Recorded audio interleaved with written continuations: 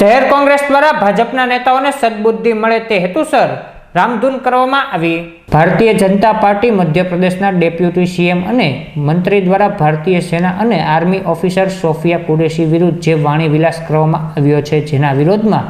ભાવનગર શહેર કોંગ્રેસ સમિતિ દ્વારા જસોનાથ ચોક ખાતે આ ભાજપના નેતાઓને સદબુદ્ધિ મળે તેવા હેતુસર રામધૂનનું આયોજન કરવામાં આવ્યું હતું। ત્યારબાદ મહાદેવ મંદિર ખાતે જય મહાદેવજીને પ્રાર્થના કરવામાં આવી હતી।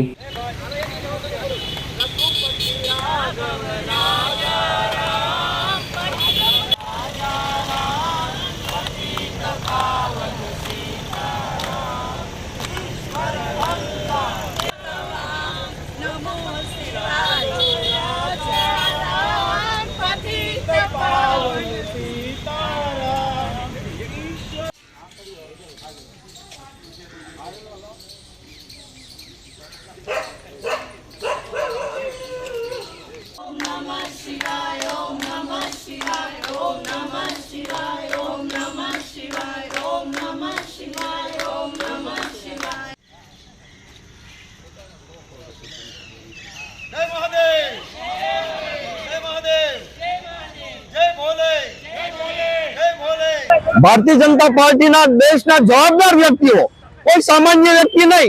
मध्य प्रदेश मंत्री पछी डेप्यूटी सीएम आ लोको सेना नु अपमान करी रह्या छे अने एवी बात करे कि अपनी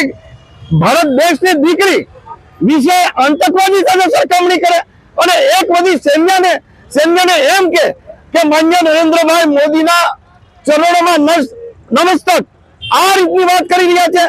त्यारे गर्व साथे रहવું પડે કે આપણી સૈન્યના જવાનો આપણી સુરક્ષા માટે જે દિવસ રાત લડી રહ્યા છે, પોતાનું જાન જોખમમાં મૂકીને પોતે લડી રહ્યા છે અને ખાસ કરીને હું અભિનંદન લઉં છું। ગર્વ થાય છે અમને રાહુલ ગાંધીજી વિશે કે વિરોધ પક્ષમાં હોવા છતાં એને સરકારને જ્યારે યુદ્ધની તૈયારી હતી ત્યારે નરેન્દ્રભાઈ મોદીને કીધું કે સરકારની અમે સાથે છીએ। આ ભારતીય જનતા પાર્ટીના આ વાણી વિલાસ વચ્ચે પણ भारतीय जनता पार्टी केम ए काढी न दीधा, ई ऊपर पगला केम न लीधा, ई माटे हवे भगवान नु शरण अमे लीधुं छे अने भगवान पासे प्रार्थना करीए छीए के आवा लोकोने सद्बुद्धि आपे अने भारत देशना सैनिकोनुं जे मान सन्मान छे ई जाळवी राखे।